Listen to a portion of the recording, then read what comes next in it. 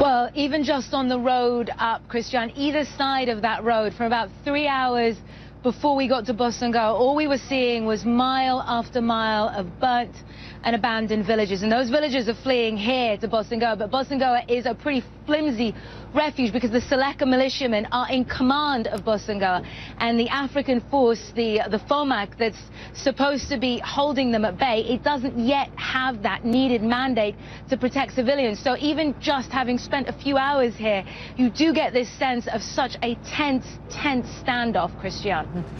Nima, there is going to be a Security Council resolution. Everybody expects it to be approved. They will beef up the role of the African force and obviously with the French in the lead.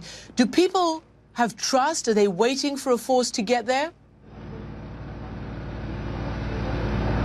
Well, many people are out in the bush. You know, we spoke about these tens of thousands displaced. About 35,000 are here.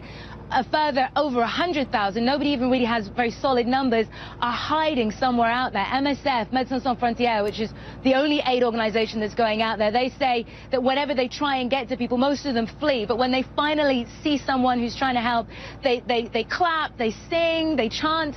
And I think that's the expectation, that when finally, if they can bring themselves to believe that after all these months, help might be on its way, people here are just going to be absolutely ecstatic. But it's not just a matter of getting the resolution, it's then getting those French troops up here and getting them out into those really difficult to reach areas. Now, you describe burnt out huts and a wasteland there. You've covered a lot of these issues and stories in Africa. What is this reminding you of now? What have you seen to compare with this?